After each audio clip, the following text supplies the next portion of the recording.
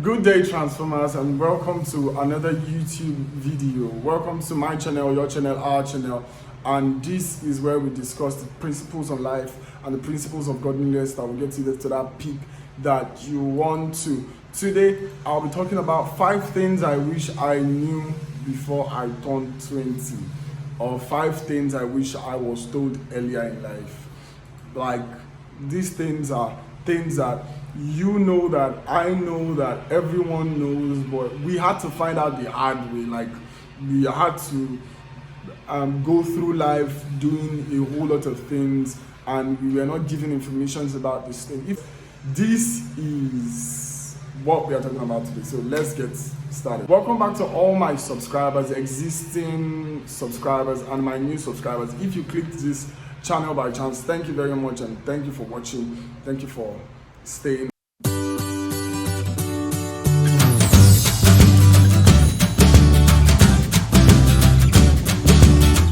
Now, the first thing I learned that I wish I had known earlier was that I wish I was told that life is not fair. You know, when you are growing up, the first thing is, when you are growing up, you get treated like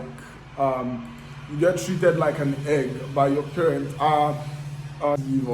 And we felt like, okay, this was how it was going to continue until the reality of life started dawning on me, and I knew that, okay, it's either you get this thing right or you just advance your life. Like, you are like, life is not fair. Like, the things that you think that you deserve, you don't get. You don't get what you desire out of life, you get what you deserve. Like, there are so many things that we desire, but if you don't work towards what you desire to deserve what you desire, you will never get that thing that you desire.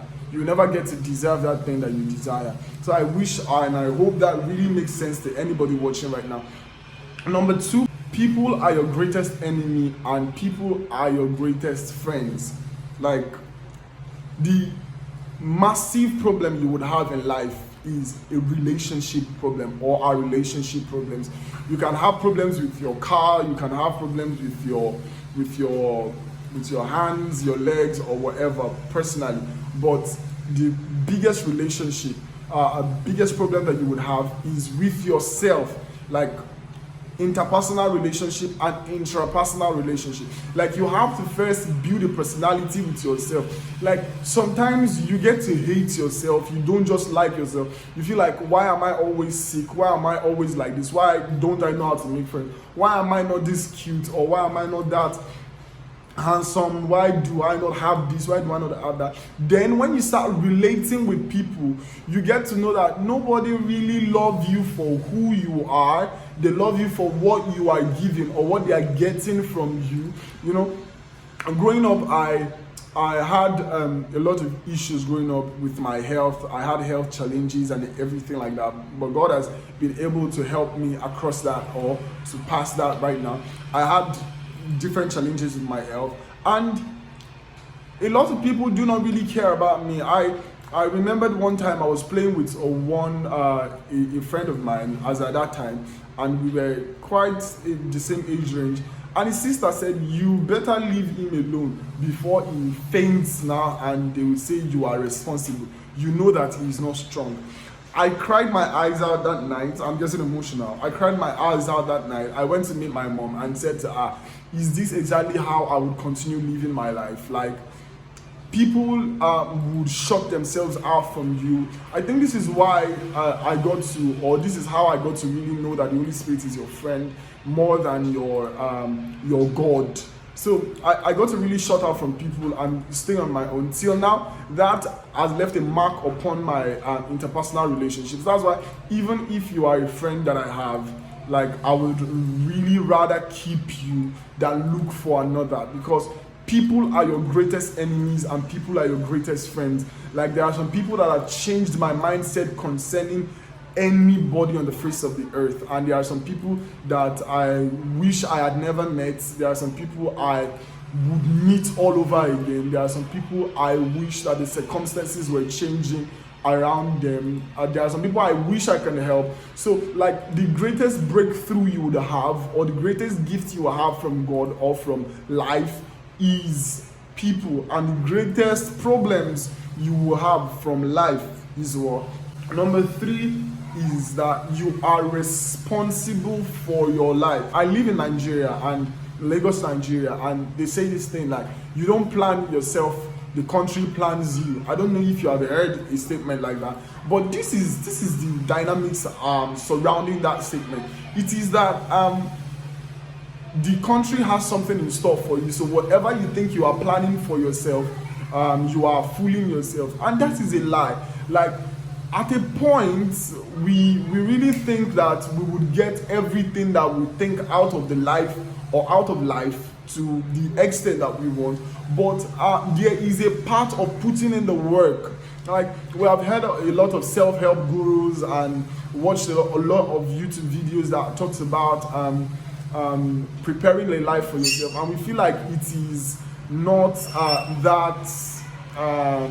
it is not that needed. This is me telling you that you are responsible for the kind of life you live. Like, your 20s, your early 20s to your late 20s and early 30s might be life trying to swindle and get some things out from you, but this is where you pattern your life to the kind of life you want to see yourself living in the next 40, 50 years.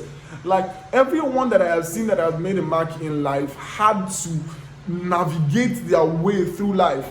Your 20s is an age where you will have to stand with the ship of your life, because there will be a whole lot of storms, and you have to direct the ship to the exact location that you want the ship to go. If not, the winds of life would lead your ship to where exactly you don't want it to go. Like, you have to really take responsibility for your life. You are responsible for your decisions. You are responsible for your friends. You are responsible for the kind of way you talk. You are responsible for every single thing. And your decisions are the ones to choose the consequences that will later happen to you in life, not you choosing the consequences of your decision. Your decisions take the consequences. You make a choice of the kind of decisions that you want to make. So I found out late that you are responsible for your life. So I made quite some decisions. Not that late, because I'm lucky for me. I got to start understanding spiritual things quite early. But I wish I had known earlier that you would live this kind of life. So I think my dad called me and told me that the Lord wants to use you. You have to pray and tell God that reveal yourself to me. And I was like, what exactly is this man saying? Can this man just leave me alone and just be by himself and everything like that? But I just got to find out later in life, through experiences, that okay, this is how my life is. So I have to start making choices in the direction of that. Now, there are some things I can no more do, not because I am that popular yet or I am on the face, but I am looking at myself that in the next 10 years, to all the youths out there, this is what I would say: you are responsible for your decisions. In the next 10 years, all the videos that you are making of yourself doing this, doing that, and you think maybe when you have met God or when you have finished enjoying life, you take out from social media, you delete, and whatever it is will be found out. Like, Selman is a big man now. He's a big minister in the gospel and everything. He travels here and there. If you look at his photos now, he's very fat, chubby, and the likes. But when he started, there were videos and photos that we thought they have died, or we never even saw, or we never even thought that we would see, of him very thin, maybe in a meeting talking to someone somehow. They just erupted those videos from nowhere. Like, videos started popping out, pictures started popping out. So this is it. Like, people will try to trace where you are from, and your early decisions will later affect your later decisions. For politicians, for whatever you want to be, start straightening out your paths. Things that matter are boring. Like, this is something that youths have to get used to in this age and time. Like, everybody wants to do something interesting. You want to be on TikTok. You should watch my first TikTok experience. That video is It's crazy to tell you a whole lot about TikTok in 5-6 minutes. It's very short, but finish watching this video first, definitely. And a whole lot of people want to be on TikTok. You want to go out with friends, you want to snap, you want to go around the world and everything. But at this stage of your life, if you're watching me in your 20s, you're 18 watching me, you are your early 20s watching me, and you're not married yet, or you're married and you are just still trying to find your path in life, the things that matter are boring. Reading books are boring. Creating videos are boring. Editing is boring. Trying to make friends that matter are boring. Talking about the things that really matter in life, like talking about purpose, God, and all those sort of things, are really boring. But in the long run, you will get to live that life. And guess what? You will get to live it to the fullest. And the value that you have in life is the fun there is to it. Like, I can't overemphasize the fact that value in life is the peak of enjoyment. Like, you start finding fun in what you do. You should watch my video to 10 things that Christians have to redefine. There'll be a card up here so that you can click and watch. I talked about how you can really find, like, you can define what you think as fun, as beauty and everything, and the things that really matter are boring, but you can find fun in doing them. The number 5, which is the last, loving God is not a bed of roses. And you know, when we first got the Holy Spirit, for those people that have the Holy Spirit, I made a video on where I interviewed someone that had an experience with the Holy Spirit. I think you should watch that. You should click that and watch that. It will really give you insights on receiving and the reception of the Holy Spirit and things like that, that the Holy Spirit is a friend. And just click the video. There will be a card up here. So, loving God is not a bed of roses. Loving God is not a bed of roses. Now, let me emphasize the fact that when you get the Holy Spirit, you know, is your friend, and there is this honeymoon. Like, the Holy Spirit is pleased with you, is loving, is around you. You feel like there's someone standing by your side, behind you, and everything like that. And all of a sudden, you start getting attacks from the enemy. For those that start praying in tongues, that launch into the realms of prayer and everything, you start seeing that attacks. You will sleep in the night, something will bite you, you will just start falling sick, people will just start hating you, and things like that. Now, these are not experiences that are strange, or you should not be that you feel like these things are not supposed to happen. Loving God would attract the enemy to you.